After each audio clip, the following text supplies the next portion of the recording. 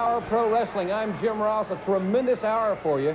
And as you're seeing great action here, we'll be joining Paul Bosch in just a few moments. It's going to be Chavo Guerrero going against Mr. Olympia right here in the Sam Houston Coliseum. We'll have great action next week as well from Houston, Texas. And a super hour for you. Two big videos in this hour. The Bad Street video featuring the Freebirds. Also the very interesting video on Dark Journey. We'll also see Ted Dibiase and Dick Murdoch in a Power Pro Wrestling exclusive main event. A lot more action, and right now let's go to Paul Bosch at ringside. Shoulders down, and Chavo just pulled him back further and upset him and dropped him down onto the mat. Olympia executed that maneuver known as getting out of there. He did it. There's Olympia looking now to maneuver back into the ring. Come on, Chavo! Chavo's fans know that he's got something up that brown sleeve of his. Chavo is tanned by the sun, and he's been doing an awful lot of working out in the open in California, getting ready for this return to Mid-South and Houston wrestling so that he could get his hands once again on Mr. Olympia. 5 minutes have gone by. The other man he wants, no secret about that. He wants Ted Dibiase too. So as he gets that, he got that leg under there and used it as a chopping block. Top man, Guerrero, as he gets a chance to flail away at the head, the masked head of Olympia. Crotch hold, a lift, and a scooping slam as Chavo tried that somersault bounce on him, tried to land his weight. There's one, there's two, and Chavo managed to squirm out of it. So Olympia comes in behind. See those back muscles of his come into play as he puts the pressure on the head, the chin of Chavo Guerrero. Fans sounding off with the noise, trying to encourage Chavo from underneath. The pressure going in there solidly and tightly.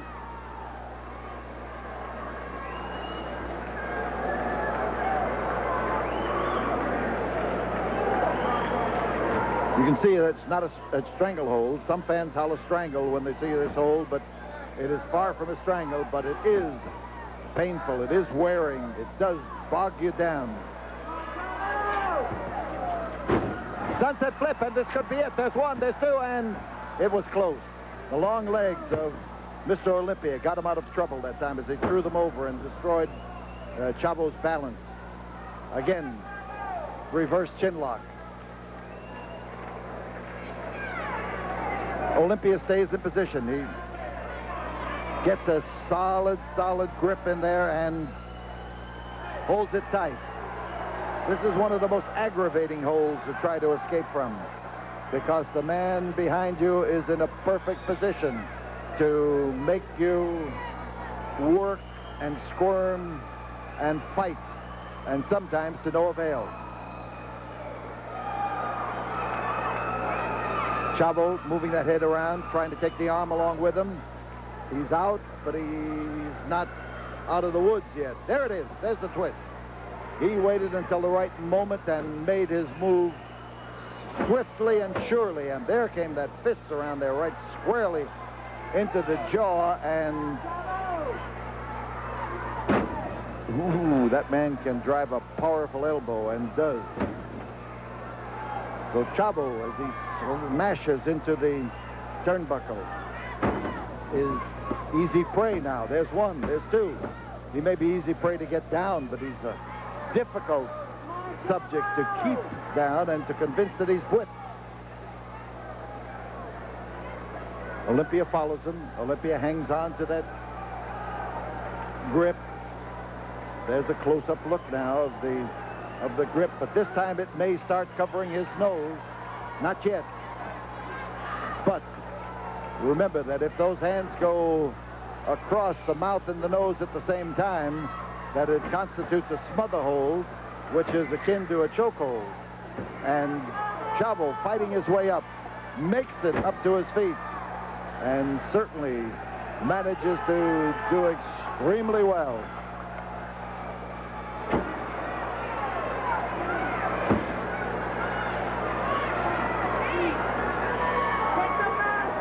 He's leading him by the mask as he slams him across that ring into the turnbuckle. Jerry Usher trying to warn him that the mask is not to be used to apply holds, although you can go after the mask itself if that's your object. But listen to that crowd now as it starts to rise in crescendo to let Chavo Guerrero know that, hard landing. Olympia's on top. There's one, there's two. And outside, Skandor Akbar is trying to give the referee a lesson in counting. A scoop slam, a backbreaker. And, ooh, the way he's bounced in that backbreaker. Well, I was going to say, I don't think he's going to get up. But he literally bent in the wrong way. Chavo, and he comes off with a flying body block and almost a pin. Almost a pin. And you were right in there for it. 10 minutes have gone by. There is a cradle hold as Chavo Guerrero snapped it on him, rolled him down, and took Olympia by surprise. Through the ropes and outside and off here to our left, right on the cold Coliseum concrete, is Mr. Olympia. The photographers are here from Japanese magazine. There is Chavo Guerrero. He came over the top rope. Olympia's head hit my chair right underneath me. Chavo Guerrero went smashing down onto the concrete. Olympia is rising up and rising up slowly, and he is catching a warning about diving over the top ropes. There's Olympia making it up now. But with the power with which his head rammed into the bottom part of my chair, I would say that he has to be fuzzy underneath that mask. And Chavo Guerrero gets after him, starts to drive fists and feet, and Jerry Usher is having his trouble trying to keep him away from him. And there is Olympia, who is adjusting something on his shoe and comes out and hits Chavo Guerrero and drives him through the ropes onto the floor. And Jerry Usher, there comes Akbar around trying to help over there, trying to get at Chavo Guerrero under the guise of helping. And the referee now, as the Olympia goes out to the ring and goes after Chavo Guerrero, starts a count. Olympia picks him up, and Chavo is back in the ring. Here comes Olympia.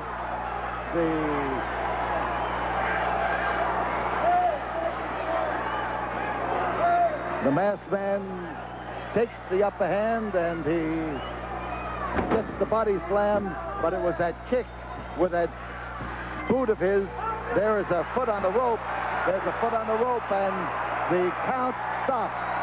The count came to a halt as Chavo Guerrero managed to get that foot on the rope. The referee now telling him to continue, and Olympia continues, goes solidly in behind there to take a sleep hold. He's got the sleep hold now. Not a reverse chin lock, but a sleep hold. He pours it to him. Gets the arms tightly around the head. Puts the squeeze down on him and lays it in there as he goes for the total effect of a sleep hold. The arm stayed up. The arm stayed up. The testing was put to work, and the arm stayed right up there. And Skandor Akbar is pronouncing victory on the outside. But fans are screaming for Chavo. They are howling for Chavo and driving back into that turnbuckle. Chavo put every ounce of his strength, and here comes a dive. But man, what a crash! Chavo trying to rise up. Well-placed pair of feet, and Chavo now has the opportunity to get that circulation returning, the adrenaline flowing, and he is making the most of it. He gets in there. He can spinning around and kicked him with that one foot, and a good one too. The atomic, no, the back body dropped the suplex, and there is the 3, and Chavo Guerrero scores over Mr. Olympia, and on the outside of the ring, Sandor Akbar cannot believe it. Chavo Guerrero with another impressive victory here on Power Pro Wrestling, this time over Mr. Olympia. This is you from Mongolia at 274 pounds, Taurus Baba!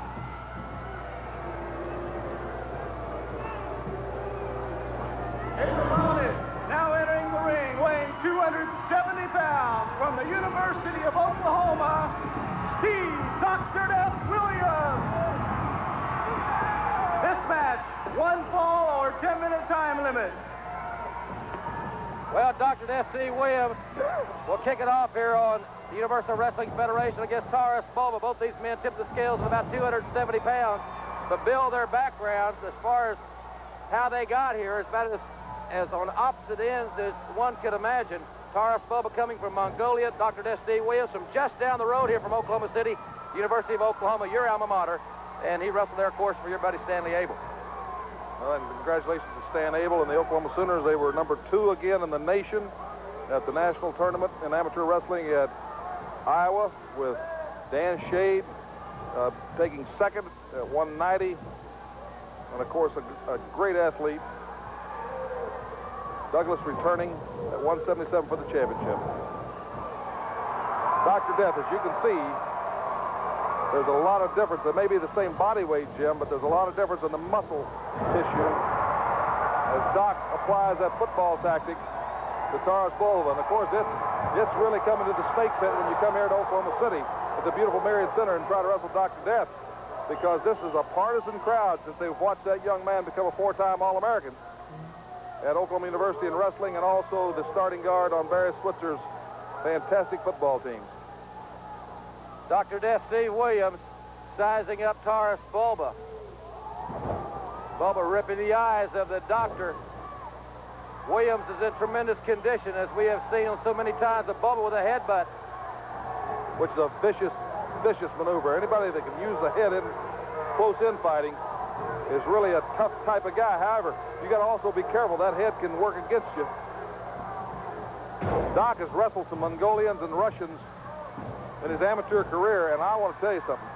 Dr. Death is an American right down to the marrow of his bones, and that's patriotic blood in that heart. Anybody that knows Doc can tell you he cannot stand anybody's anti-American. Baba went for the headbutt off the ropes. Dr. Death moving out of the way, and Dr. Death there with that football tackle. There's number 76. Dr. Death, that's 3 times. And Bill, he set him up for something that you're more familiar with than anybody. Yeah, and look at the power. He just, once you're up there, you're his. He owns you. And there he goes with the Oklahoma Stampede. You know, a comment quickly, Jim, Doc wins another great victory, is that generally when a guy goes to the well 3 times, the other pro has figured it out and stops him. But Doc is so quick when he went in that series of shoulder tackles, I don't think Baba ever had time to collect his thoughts. Introducing our next match, 1 fall for television time remaining. Weighing 320 pounds, humongous.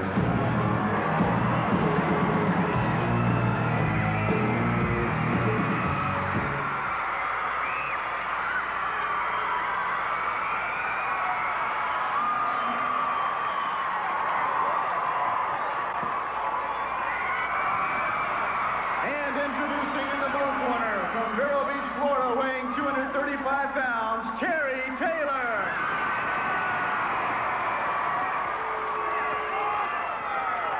Ladies and gentlemen, here we are. What a tremendous matchup we have here for you on Mid-South Wrestling. Thank you very much for being with us. To the top athletes in professional wrestling, humongous 320 pounds. One of the most awesome forces in professional wrestling, a man with tremendous strength, going against the sensational Terry Taylor. Joe, this should be a classic matchup. Both men went into the collar and elbow tie-up, a very basic wrestling move. I think Terry Taylor has the disadvantage in that situation because Humongous outweighs him and is probably a little bit stronger than Taylor. But Taylor's used to that. Taylor's a specialist when it comes to being outweighed, a little bit outsized. He knows how to handle it. He's a strategist. Whoa, he meets the mask of Humongous. Terry Taylor very aggressive at the outset of this contest, but Humongous, once again, that mask coming in to be a very important factor. As Humongous now trying to take over and is doing so on Terry Taylor. Well, Terry Taylor definitely has his hands full in this match. I'm sure, though, Terry Taylor, let me tell you, is a brilliant thinker in the ring. And in my opinion, one of the finest ring thinkers in the country today. However, I am sure that he has a strategy worked out for Humongous. Well, he's going to go somewhere besides the head, Joe, because that mask is there. Taylor went at the elbow. You know, I admire Terry Taylor wholeheartedly, but there again, you can't attack that headgear. Jacob Snake Roberts will tell you that one. It just won't work. And Humongous now, using his bulk and his strength. He used that big leg. He went after that shin in the monkey. You can tell Taylor scouted him. He got it out of that one quick. Anyway, he goes after that mask. I think he stuck his fingers in the eye hole, Joe. Humongous really reeling there. Looked to me like that's what they were doing. It looks to me like Terry's fighting fire with fire. I love it. Terry is... Oh, he's setting off those ropes. It looked like he was going for that big forearm. But I think there you're looking at the culprit. The camera's getting cut. Yeah! Wrestling in this crowd. Taylor comes out the rope with his big forearm. He hit him with the forearm. He covers him up. He's got him. Yeah! The five-arm of Terry Taylor. He called it the five-arm. At 9,000 strong, roaring their approval. Terry Taylor, what a victory! The sensational Terry Taylor using his five-arm to defeat Humongous on a past Universal Wrestling Federation program. Terry Taylor is a phenomenal athlete. He's in the greatest shape of his life, and I think we can expect some tremendous things from Terry Taylor throughout the balance of 1986. In just a few moments. Murdoch has attacked Ted Dibiase before the bell can even ring here in Oklahoma City at the Myriad Center. Dick Murdoch against Ted Dibiase, our Power Pro Wrestling main event. I'm Joel Watson. I'll be calling the action for you as Ted Dibiase is firing back. You can see that black glove on his hand there. Ted Dibiase, power slam. Right off the bat, he has Murdoch in a bad way. I was saying the black glove, conspicuous on the hand of Ted Dibiase. We haven't seen it for a while, but I wouldn't be surprised if Ted still has the thing laying around somewhere. Dick Murdoch on the outside of the ring now.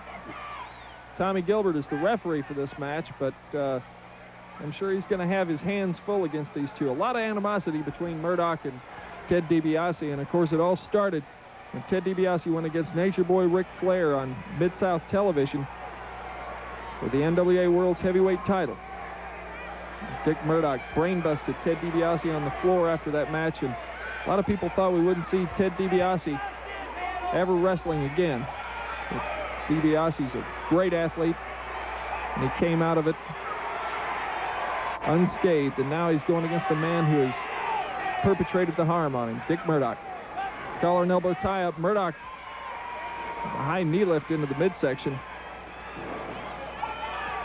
Probably not going to see a whole lot of technical moves in this match, even though DiBiase's a great technical wrestler, as is Murdoch. I think we're going to see a lot of brawling just because of the hatred and animosity between these two.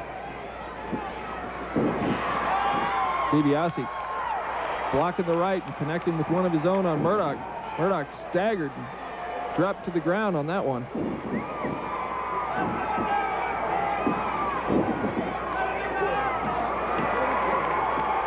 DiBiase going to the outside of the ring. Pardon me, Murdoch going to the outside of the ring. DiBiase falling out after him. Large majority of this match is fought out on ringside. This match took place on New Year's Eve at Tulsa, Oklahoma. And Murdoch with a nice move. What strategy. Murdoch jumped over that ring barricade and caught DiBiase completely off guard.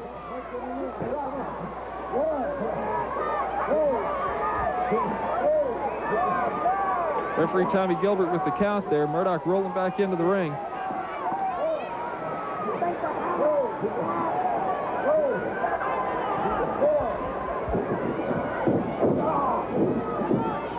Once again, Murdoch takes advantage of DiBiase's positioning there and hammers him over the back of the head.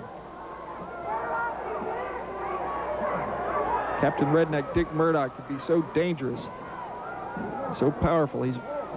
Both of these men are extremely deceptive. And the fact that they don't really look like bodybuilders, but both of them are extremely strong and can keep up with just about anybody in the strength department. But where their prowess lies is that tremendous agility and stamina, especially in the case of Murdoch, seemingly endless natural stamina, a lot of reach, and they definitely know how to use their leverage. DiBiase, I think, has the upper hand in the quickness department on Murdoch. And even though he doesn't have quite the ring experience that Murdoch does, I think he's mastered just as many holds, just as many moves as Murdoch has, if not more. Murdoch with a hard turnbuckling to the head of DiBiase. You can see DiBiase kicking his feet. He's in a lot of pain right now. And Murdoch a lot of times tries to even intimidate the referee.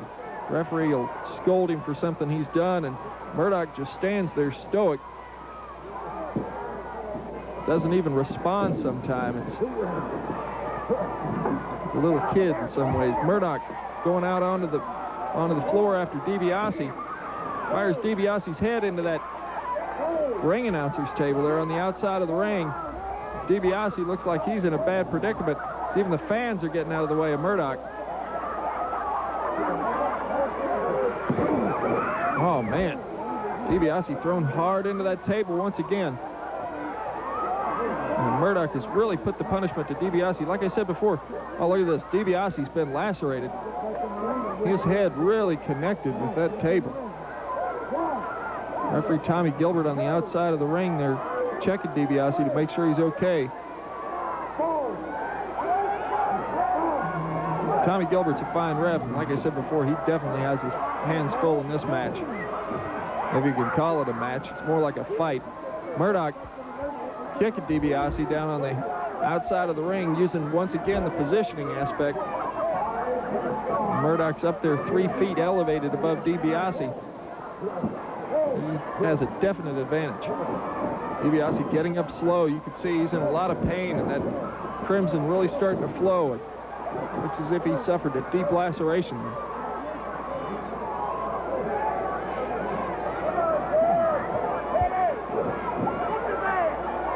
A lot of things happening in the UWF area now. Ted DiBiase is back in action.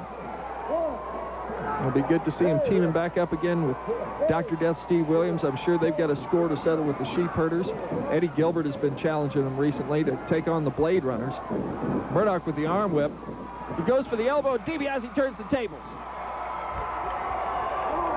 DiBiase connected with a right and staggered Murdoch once again. Murdoch still with the momentum, however. That right slowed him down, but Murdoch was quick to the attack, and look at this. He is really blistering DiBiase. Look at that kick. Straight to the neck. Like I said before, this is just an out-and-out brawl between these two men. There's still a little bit of technique, however. As anybody who's been in a fight knows, you've got to know a little bit of wrestling. Helps you out. DiBiase hammers Murdoch back with a right hand of his own.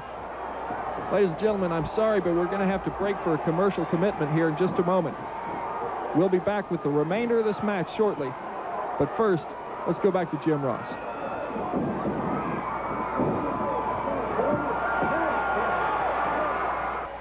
We're back with more action here on Power Professional Wrestling. This is our main event. Ted Dibiase going against Captain Redneck Dick Murdoch. And if you've just joined us, it's been a great match up till this point. This match coming to you from the Oklahoma City Myriad on New Year's Eve of 1985. Ted Dibiase and Dick Murdoch, with quite a great deal of animosity between the two of them because of what happened in the match between Dibiase and Ric Flair. Murdoch brain-busted Ted Dibiase on the floor. It looked as if Dibiase's wrestling career was over, but Dibiase's getting some revenge here as he has really put it to Dick Murdoch, who is now lacerated as well as Dibiase. Majority of this match being fought out on the floor, not a whole lot of technical maneuvers, just a whole lot of brawling and rights and lefts thrown. Murdoch barely able to even stand up as Dibiase lashing out at him with those lefts. A big right that sends Murdoch down to the canvas. Ted Dibiase is back in the UWF area. A lot of things happening. It's going to be interesting to see what Skandar Akbar does now that Ted Dibiase has turned his back on Akbar and gone to the other side of the fence, so to speak. Akbar has challenged Dibiase publicly, of course, challenged him to matches with Kamala.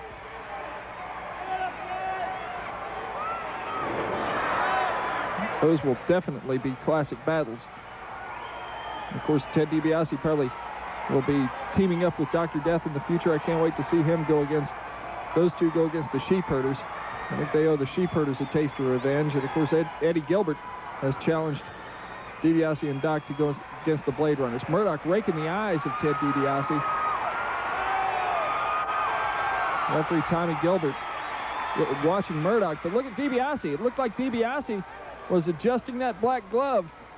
I'm sure Dibiase came prepared for this match. Like I said before, a lot of animosity between these two, and there again, Dibiase might have just been putting it back onto his hand, but then again, he might have been slipping something into it as Murdoch takes him up over the iron barricade and drops him across his neck. Murdoch quickly turned the tide, and watch this, Murdoch, a master tactician.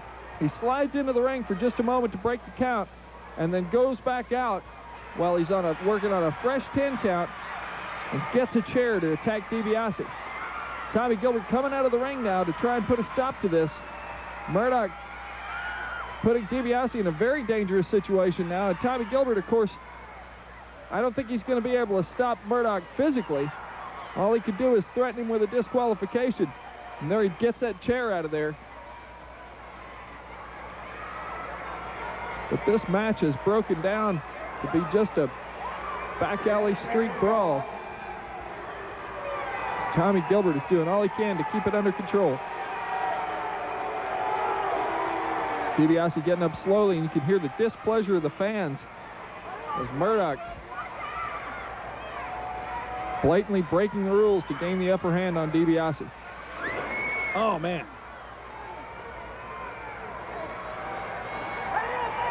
Ted Murdoch had a handful of hair in that one. There, Tommy Gilbert reprimanding Murdoch. And Murdoch making motions like he was going to hit Gilbert. Gilbert tries to even intimidate, Murdoch tries to even intimidate the referee when he's in a match. So often he just stands there stoic and just doesn't even care. The referee is reprimanding, and Murdoch going right after Dibiase. Snapmare. Oh, a hard elbow. This looks like it could be it for Ted Dibiase. But look at these two men. They are both practically out on their feet. Even though they both have so much stamina and agility, I'm sure there was a lot of nervous energy expended before this match, too. That can oftentimes play a great deal in the stamina aspect, because if you're worried about your opponent before the match, you can expend a lot of energy just through anxiety. Murdoch with a hard kick to the head. You can hear the people are definitely behind Ted Dibiase. Hard arm whip into the turnbuckles. And look at this maneuver. I've seen Murdoch use it before. It's just on the edge of legality because he's using that, he's coming off the top rope. But since he was connected to his opponent the entire time and didn't actually lose contact with him as he came off the top rope, that move is legal. Like I said before, it's just on the edge of legality, and the people here in Oklahoma City are not very pleased. And Ted Dibiase looks like, well, it looks like it's going to be it, but Dibiase kicks out. Murdoch spent a little bit too much time heckling the fans as he gave Dibiase that added edge, that little extra time. What's Dibiase doing? Dibiase looks to be doing something, possibly adjusting his glove. I don't know what's going on. Dibiase looks like he's setting for the brain buster. He certainly has Ted primed and ready for it. Murdoch getting ready to go up with it. Dibiase kicked his legs over. He kicked him over, and bam! He hammered Murdoch. I don't know if he had that glove loaded, but he knocked him out. Ted Dibiase defeats Dick Murdoch here in Oklahoma City. Let's go back to Jim. It's got to be one of the most physical main events we've ever aired here on Power Pro Wrestling. The heated rivalry between Ted Dibiase and Dick Murdoch reaching its boiling point in Oklahoma City's Myriad Center. A tremendous job of following the action by Joel Watts. Both the men, Dibiase and Murdoch, bleeding profusely as that match progressed, but Ted Dibiase showing that he is not above reaching into his bag of tricks and using his loaded glove to secure a very hard-fought victory over the rowdy Texan from Waxahachie, Dick Murdoch. Now, ladies and gentlemen, when we return, we'll take a very special look at the mysterious dark journey after our final time hour of Power Pro Wrestling. Please join us each and every week right here on this great television station for more PPW action. We're going to close this hour's program with a look at Dark Journey in a very special video. But before we go to that, I do want to remind you that I'll be traveling to Houston, Texas in the next few days, and we'll be bringing you a very special Power Pro Wrestling program from the Sam Houston Coliseum in Houston, Texas. Some great action, including Kamala in action. David Peterson will be there. We'll also see Chavo Guerrero versus Rick Steiner and many other top matches from the Sam Houston Coliseum. We'll have them for you right here next week on Power Pro Wrestling. For our whole crew, I want to thank you very much for being with us. I'm Jim Ross. As we close this hour's program, we'll see you next week, everybody.